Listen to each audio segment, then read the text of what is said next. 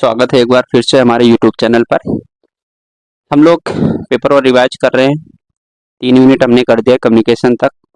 उसके बाद कंप्रहेंशन एक यूनिट आता है जिसको आपको मैं कुछ चीज़ें बताऊंगा, बहुत जल्दी जल्दी बताऊंगा, आप लोगों को मालूम भी है, थोड़ा सा ये ध्यान रखिए। सॉरी, कंप्रहेंशन मतलब गद्यांश। इस वाले चैप्टर को आपको कैसे डील करना है, आपको ये देखना है, ठीक है। कंप्रहेंशन कंप्रहेंशन मतलब गद्यांश होता है। एक और यूनिट इसमें जोड़ लीजिए, डीआई। डीआई को कैसे सॉल्व करेंगे, ठीक है। डीआई और कंप्रहेंशन 2 यूनिट है। यहाँ से आपके 10 क्वेश्चन एकदम फिक्स है, इसमें कोई कट्टम कुट्टा नहीं है कि आपका ये क्वेश्चन नहीं आने हैं, ठीक है। तो 10 क्वेश्चन मतलब 20 मार्क्स का आपको यहाँ पर। तो इसमें मैं बता देना चाहता हूँ कि इनको कैसे हल करना है, फिर सॉल्व करना है, ठीक है। तो कंप्रहेंशन वाले पहले पोर्शन में आए गद्यांश। एक आपका पैसेज आएगा लंबा चौड़ा, टॉपिक बता सकता हूँ या फिर अपन एज्यूम करते हैं जैसे जनरल ट्रेंड रहता है।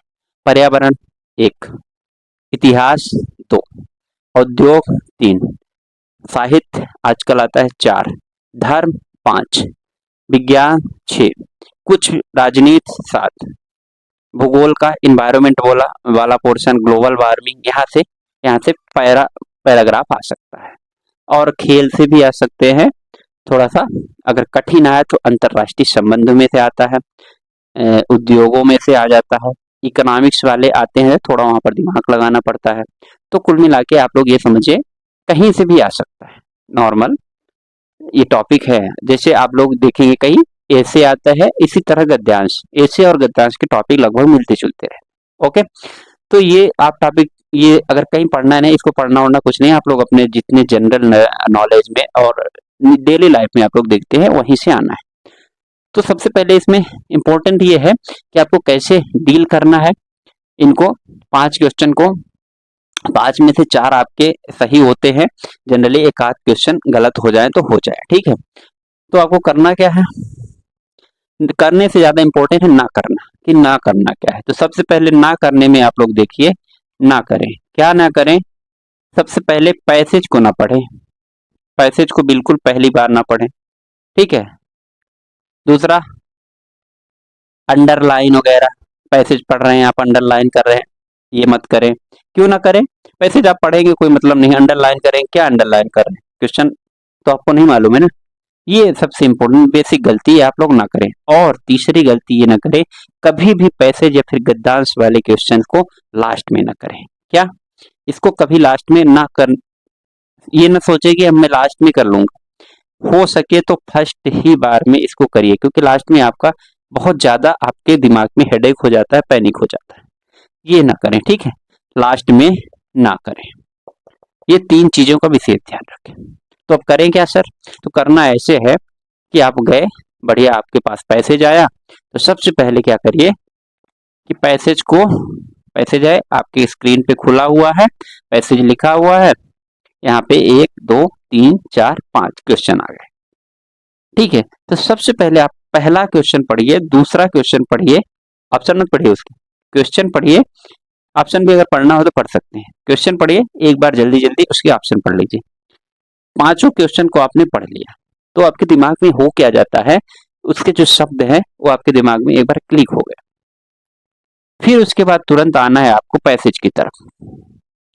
ये क्या है, क्या करें, पैसेज की तरफ जब आप आएंगे तो इसको रीड जब करेंगे ना आप, तो जो क्वेश्चन आपने पहले पढ़ रखा है, तो शब्द जब यहाँ टकराएंगे तो आपको दिमाग में क्लिक होगा कि हाँ, हमको इसके इर्द गिर्द ही आंसर देना है। ये सबसे बेसिक चीज होता है, बहुत ज्यादा इसको ध्यान में रखना होता है। कभी गलती मत करें कि 2 बार पढ़ रहे हैं, 3 बार फिर क्वेश्चन कह रहे हमको समझ में आपको नहीं करना है, वहां समझना कुछ नहीं है, आंसर देने हैं।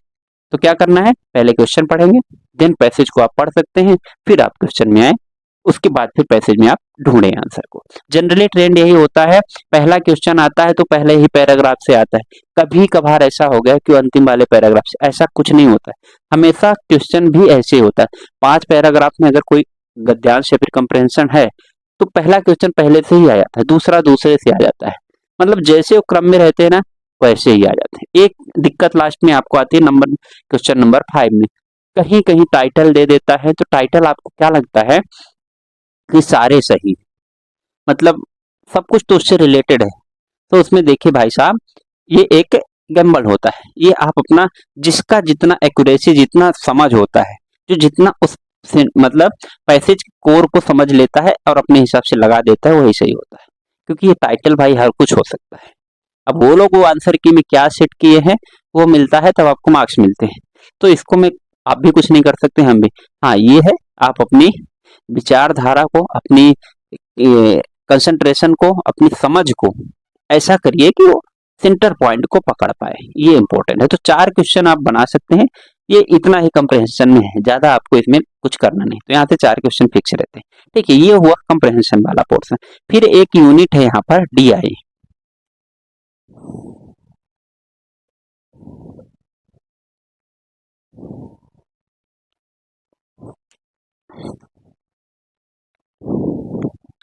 तो डीआई को क्या करना है आपको, समझिए। डीआई को आपको क्या करना है, डीआई मतलब, इसको मैं रफ कर देता हूँ, क्लियर पेज भी बताता हूँ। डीआई मतलब क्या होता है, डाटा इंटरप्रिटेशन। डाटा इंटरप्रिटेशन करने का ये मतलब है कि वो आपको डाटा देंगे, वहीं पर आपको डाटा दे देंगे, उससे उसमें प्रश्न दे देंगे, उससे ही खोज के आपको आंसर देना होता है। तो सबसे पहले डीआई के लिए आपको बेसिक चीज, डीआई में सवाल कहाँ से आ सकते हैं, तो पाई चार्ट, हिस्टोग्राम, ये आप हमेशा पढ़े हैं 7th 8th 9th में, बार ग्राफ, ये 3 चीजों से यहाँ पर क्वेश्चन बनने की संभावना रहती है। Pie chart, histogram, bar graph, या फिर सीधे टेबल दे देगा कोई, यहाँ से क्वेश्चन बनने की संभावना होती है। तो पाई चार्ट पर आपको थोड़ा ध्यान देना पड़ेगा, क्योंकि यहाँ से एंगल निकालना पड़ता है, 360 थीटा अपन 360 इंटू 100, ये सब उसमें निकालना पड़ता है। ठीक है, परसेंटेज डिवाइड रहता है तो उसको निकालना पड़ता है। तो इन चीजों का बेसिक आप अध्ययन करके जाइए, रीड करके एक बार थोड़ा जाइए क्या होता है, खासकर पाई चार्ट को। ओके, फिर इसमें अब आपको करना क्या होता है, ये सब आप लोग को मालूम है। इसमें बेसिक मैथ की जरूरत पड़ती है। बेसिक मैथ के बिना कहीं कहीं मामला फंस जाता है, खासकर प्रॉफिट लॉस। प्रॉफिट लॉस के बेसिक फार्मूला, एवरेज का बेसिक फार्मूला और परसेंटेज, 3 चीजों का बहुत ज्यादा इंपॉर्टेंट है। ज्यादातर आप लोग देखते होंगे इसमें ऐसे ही क्वेश्चन आते हैं ना, कोई कंपनी है 2005 में कितना कमाए, 2020 में कितना कमाए, फिर 2004 में कितना कमाए, 25 में कितना कमाए, उनका क्या लाभ हानि पूछा जाता है, कितना प्रॉफिट हुआ, कितना लॉस, औसत क्या है कमाई, इस तरह का पूछा जाता है। तो प्रॉफिट लॉस, एवरेज और परसेंटेज, 3 चीजों को आपको विशेष ध्यान रखना है। ठीक है, तो इसको बेसिक फार्मूला आप लोग प्रॉफिट लॉस वगैरह पढ़ लीजिए, जैसे प्रॉफिट बराबर क्या होता है, तो एसपी माइनस सीपी होता है। ठीक है, यही प्रॉफिट परसेंटेज अगर निकालना हुआ तो क्या हुआ, तो एसपी माइनस सीपी अपान सीपी इंटू 100 होता है कि नहीं होता। ये आपको बेसिक फार्मूला आपको आने चाहिए। एवरेज बराबर क्या होता है, तो एवरेज जितने भी संख्याएं दी हैं, मान लीजिए 4 संख्याएं दी हैं, 3 संख्याएं दी हैं बटे 3, कुल संख्याओं का योग बटे कुल संख्या। इसी तरह परसेंटेज को आपको सब पता है, परसेंटेज में कैसे निकालना है।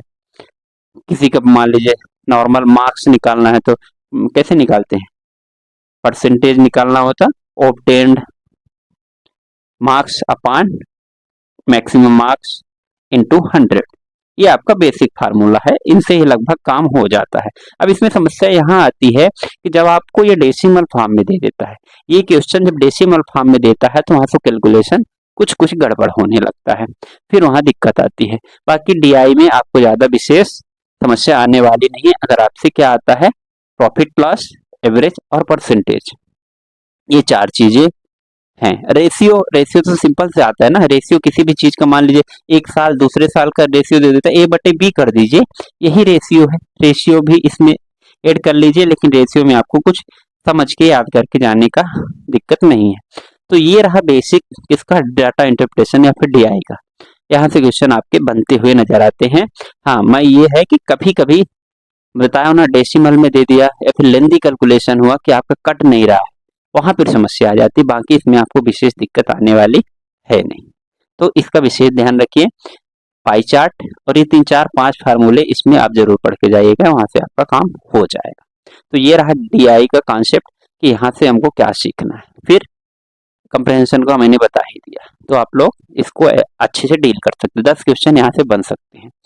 बहुत यहाँ से थोड़ा काम कूल, थोड़ा इसको कोशिश करिए, जैसे कंप्रहेंशन है ना, इसको शुरू में कर रहे हैं और डीआई इनको भी शुरू में कर लीजिए, बाद में फिर दिमाग काम नहीं करता है। ओके, तो ये रहा आपका। बाकी आप अपने हिसाब से जो आपको मेथड लगता है, जो आपको सही लगता है वो कर लीजिएगा, मेरा ये मानना है। अगर आप लोग थोड़ा बहुत सहमत है तो इसको फॉलो कर लिएगा, नहीं बाकी कोई समस्या नहीं, कोई बाध्यता नहीं। ओके, तो फिर मिलते हैं नेक्स्ट वीडियो में, तब तक के लिए जय हिंद।